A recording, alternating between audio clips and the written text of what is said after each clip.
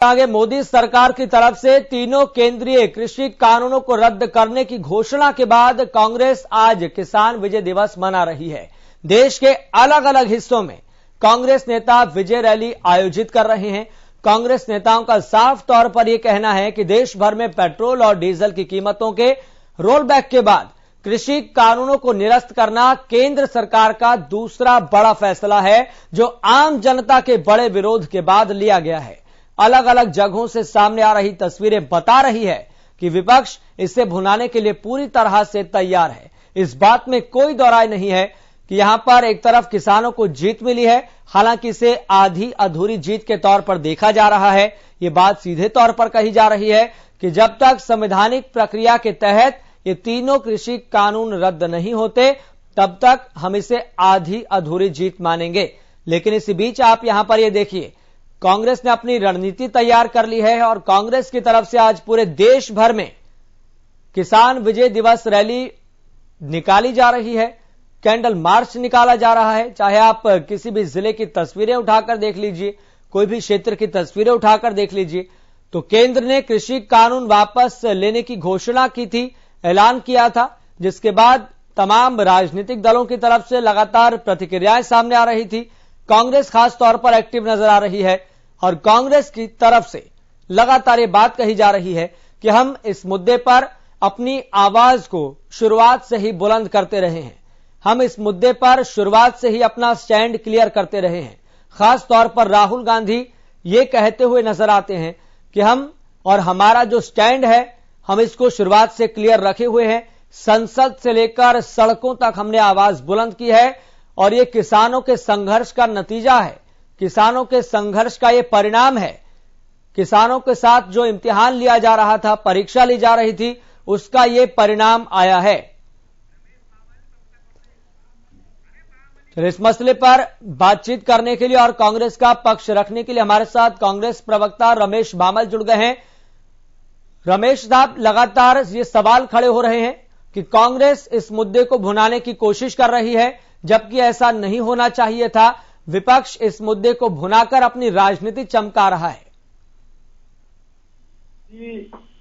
ये तो जो इनकी आदत है भारतीय जनता पार्टी की, ये शुरू से ये बात कह रहे हैं कि भी किसानों को कांग्रेस बरगला रही है। मैं आपको बता दूं कि ये एक डेमोक्रेसी की जीत है, ये एक आम आदमी की जीत है, ये किसान की जीत है। और किसानों के साथ जो कांग्रेस है शुरू से खड़ी रही है।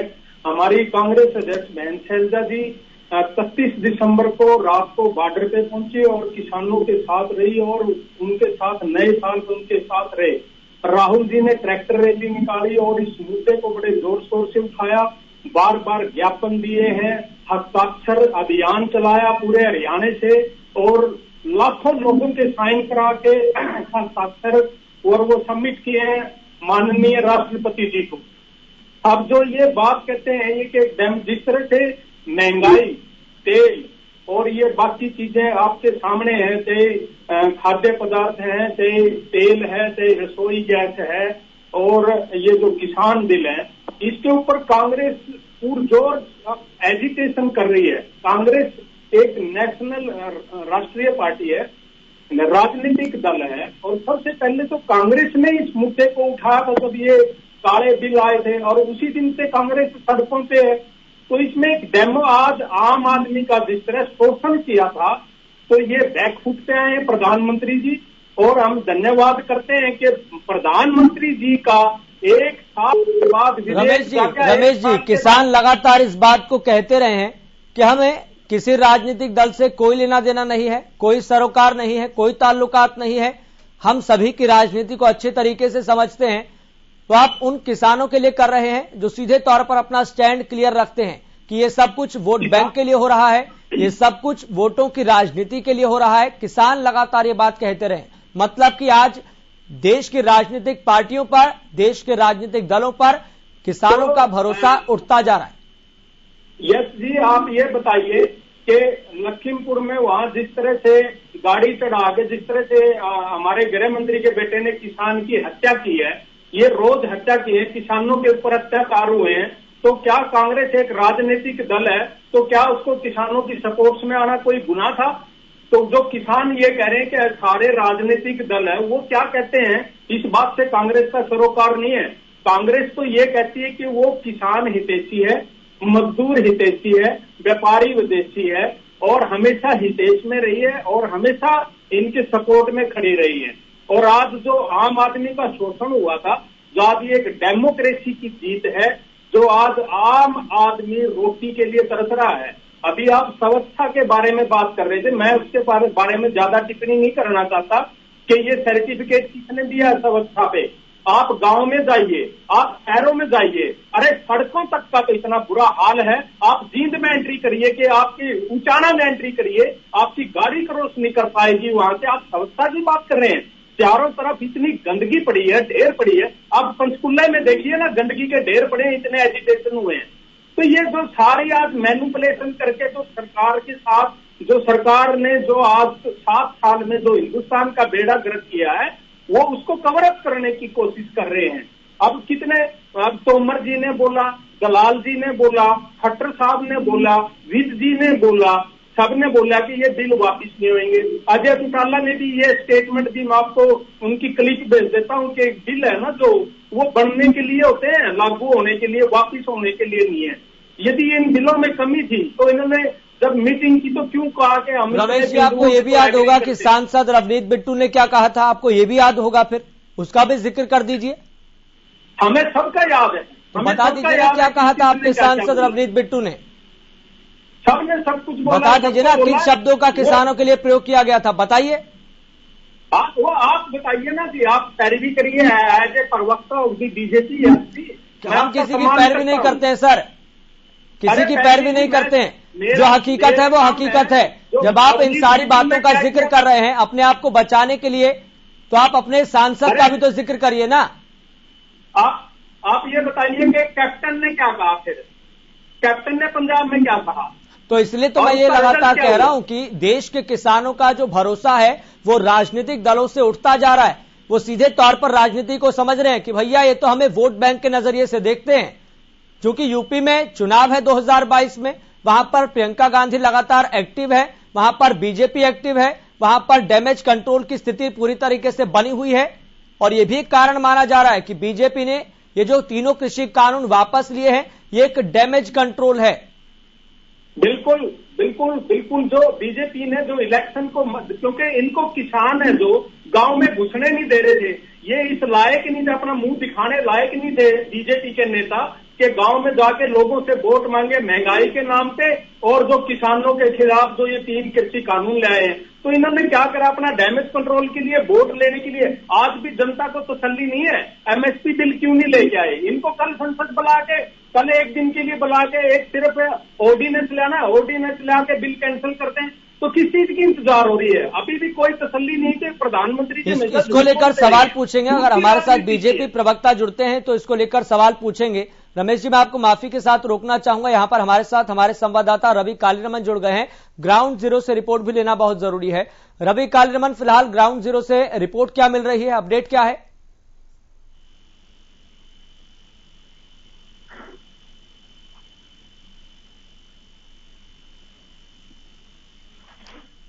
रवि, आप हमारी आवाज सुन पा रहे हैं?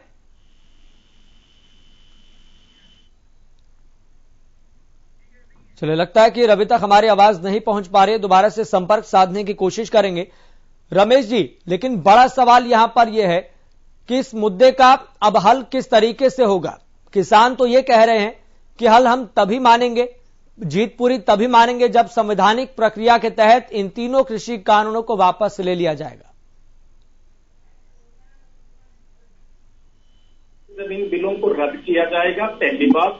दूसरा, एमएसपी का कानून बनाए, किसान नेताओं को साथ बिठाएं, अपोजिशन लीडरों को साथ बिठाएं, जो कृषि विशेषज्ञ हैं उनको साथ बिठा के एमएसपी पे एक कानून बनाया जाए कि किसान की लागत क्या आती है। किसानों को सब्सिडी है जो खाद और बीज पे थी, वो सब्सिडी है वो मुहैया कराया जाए। अच्छे खाद और बीज समय को उपलब्ध कराए जाए। अच्छी जो दवाइयां हैं, स्प्रे वगैरह हैं, वो दवाइयां दिलाई जाए किसानों को। जो बिजली के रेट बढ़ा दिए, जो फ्यूल पे जो खेतों में थे वो रेट है वापिस ले जाए। ठीक है, यानी कि अभी भी कई मुद्दे हैं कई पहलू हैं जिस पर चर्चा होनी बहुत जरूरी है। हमारे साथ सत्यव्रत शास्त्री जुड़ गए हैं, बीजेपी प्रवक्ता हैं, उनसे भी कमेंट ले लेते हैं। सत्यव्रत शास्त्री जी, सबसे पहले आपका बहुत बहुत स्वागत है इस खास चर्चा में जुड़ने के लिए। सत्यव्रत शास्त्री जी, लगातार ये सवाल खड़ा किया जा रहा है कि अगर सरकार इतनी तत्परता दिखा रही है, इतनी गंभीरता दिखा रही है, सरकार ने अगर बड़ा दिल दिखाया है तो एक बार बड़ा दिल इस बात को लेकर भी दिखा दीजिए कि अगर आप किसानों को लेकर गंभीर हैं तो तुरंत विशेष सत्र बुलवाइए और तीनों कृषि कानूनों को रद्द कीजिए। देखिए, ये पहले भाषण किन का चल रहा था वो एक बार बताएंगे, किस पार्टी के नेता कौन थे? हमारे साथ कांग्रेस प्रवक्ता रमेश बामल जी जुड़े हुए हैं। हाँ जी, रमेश जी का बहुत एक बड़ा भाषण के लिए धन्यवाद करता हूँ, बहुत रच के आए होंगे ये। और जो आपने प्रश्न किया कि बड़ा दिल दिखाकर, प्रधानमंत्री का वक्तव्य है और प्रधानमंत्री देश के प्रति जनता के चुने हुए नुमाइंदे हैं और उन्होंने कहा है तो इस बात को सत्य मानना चाहिए और विशेष सत्र की आवश्यकता नहीं है। जो रेगुलर सत्र होगा उसके लिए उन्होंने कह ही दिया, वो बहुत ज्यादा दूर नहीं है, वर्षों में नहीं है, दिनों में ही है। इसलिए उसके लिए इतना आश्वस्त हम अपनी पार्टी की ओर से भी कह रहे हैं। माननीय मुख्य प्रधानमंत्री जी ने भी सब लोगों को संबोधित करते हुए जो बात कही है उस पर हम अडिग हैं, वही हमारा वक्तव्य है। शास्त्री जी, मैं आपकी बातों का सम्मान करता हूं। आप बहुत ही पढ़े लिखे निचोर आदमी हो और आपने बहुत अच्छी बात की है देवव्रत शास्त्री जी। तो मेरा तो एक ही सवाल है, प्रधानमंत्री जी कहते कुछ हैं करते कुछ हैं, आज तक हर बात पे जुमला हुआ है, झूठ बोला है, तो अभी इनका विश्वास वापस गेन करने में थोड़ा सा टाइम लगेगा कि प्राइम मिनिस्टर जी जो कहते हैं वो करते भी है कि सिर्फ? रमेश जी, नरेंद्र मोदी जी इस भारत के लिए दुनिया के सबसे ईमानदार, मेहनती, सारी दुनिया जानती है, प्रधानमंत्री मेरे ख्याल है। दुनिया रमेश जी, एक एक करके मैं आपके पास आता हूँ, मुझे भी सवाल पूछने दीजिए एक एक करके। सत्यव्रत शास्त्री जी, आप कह रहे हैं कि प्रधानमंत्री नरेंद्र मोदी विश्व के सबसे लोकप्रिय नेता हैं, ईमानदार नेता हैं, मेहनती नेता हैं, ठीक है मान लेते हैं, लेकिन देश जो कृषि प्रधान देश है उसके किसान प्रधानमंत्री नरेंद्र मोदी की बात पर यकीन नहीं करते हैं, विश्वास ही नहीं कर पा रहे हैं, क्रेडिबिलिटी पर सवाल खड़ा किया जा रहा है। देखिए प्रधानमंत्री जी ने कहा कि आप आंदोलन खत्म कर दीजिए, किसान कह रहे हैं हम नहीं करेंगे, हमें विश्वास नहीं है। देखिए वो फिर किसान पर बात आती है। सबसे पहले यदि कोई मांग थी किसान की और इस आंदोलन की तो 3 कानूनों को लेकर थी और माननीय प्रधानमंत्री जी ने माफी के साथ अपनी बात स्वीकार करते हुए कि हमारी तपस्या में कोई कमी रही है और हम इस बिल को वापस लेते हैं और दोबारा सब लोगों से बैठकर किसान के हित में और क्या हो सकता है सबके साथ मिलकर दोबारा संसद में बिल लेकर आएगी। इसके बाद इस बात में कोई आशंका नहीं रहती कि इसमें कोई आगे दोहराए होगा। दूसरी बात, प्रधानमंत्री नरेंद्र मोदी ने अपने कार्यकाल के 7 साल के कार्यकाल में जो किसान हित में कदम उठाए, चाहे बीमा क्षेत्र की बात हो, बीमा प्रतिशत की बात हो, चाहे एमएसपी के बढ़कर देने की बात हो, चाहे फिर आपको किसान को सम्मान निधि की बात हो, चाहे फिर आपको किसान की खरीदने का रिकॉर्ड हो, और सबसे बड़ी बात जो है वो किसानों के खाते में, सरकार के खाते से जो अमाउंट गया है, ये 5 बातें मैं कह रहा हूं। इसमें एक भी रमेश बामल जी यदि ये तय करते कि ये जुमला है, जो बीमा एक इलाके की इकाई होती तो 1 एकड़ पर ले आए, जो मुआवजा 6,000 होता था उस पर हरियाणा तो कम से कम 15,000 तक आ गया, जो फसलें 1-2 लेते थे उन फसलों के अंदर कितनी बढ़ोतरी आ गई, उन फसलों की खरीदारी कितने क्विंटल में होती थी आज कितने टनों में होती है, किसान को मुआवजा कितना मिलता था आज हमने मिनिमम करके कितना कर दिया। आप किसानों के लिए इतना कुछ कर रहे हैं लेकिन फिर भी किसान आप पर विश्वास नहीं कर पा रहे हैं, ये विडंबनाजनक बात है। ठीक है सत्यव्रत शास्त्री जी, मैं आपको माफी के साथ रोकना चाहूंगा, ग्राउंड जीरो से रिपोर्ट भी ले लेते हैं, फिर उसके बाद रमेश जी के पास चलेंगे छोटा सा कमेंट लेने के लिए। रवि कालिरमन, फिलहाल ग्राउंड जीरो से अपडेट क्या मिल रहा है, रिपोर्ट क्या मिल रही है?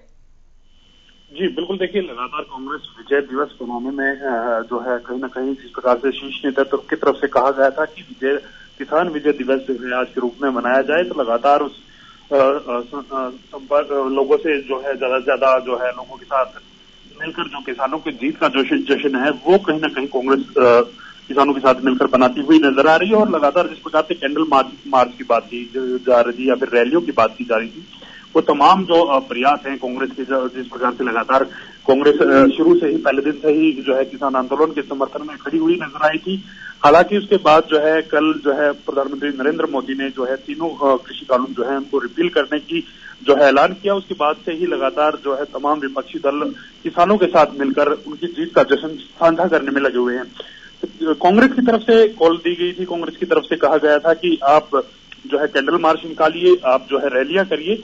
तो उसमें कहीं ना कहीं आज पूरा दिन जो है ये जश्न के रूप में एक है कांग्रेस पार्टी जो विपक्षी दल में लगातार जो है खड़ी हुई नजर आई थी कांग्रेस के साथ, वो भी आज शामिल हो गई है। कहीं ना कहीं अब एक जो बड़ा मुद्दा था जो है कानून रिपील होने के बाद, जो कहीं ना कहीं जिस प्रकार से कांग्रेस के हाथ में एक बड़ा मुद्दा था कि जो है किसान आंदोलन के चलते जो सरकार है वो किसानों पर ज्यादती कर रही है, किसानों के विरोध में जो है नजर आती है। तो ऐसे में कहीं ना कहीं कांग्रेस के हाथ से वो मुद्दा तो छिटक गया है, लेकिन एक एमएसपी का मुद्दा, जिस प्रकार से किसान लगातार कर रहे हैं कि एमएसपी पर लिखित तौर पर गारंटी नहीं दी जाती, अब कहीं ना कहीं कांग्रेस उसकी तरफ बढ़ती हुई नजर आ रही है। कांग्रेस कह रही है कि हम किसानों के साथ जब तक एमएसपी की गारंटी नहीं मिलती तो तब तक खड़े रहेंगे।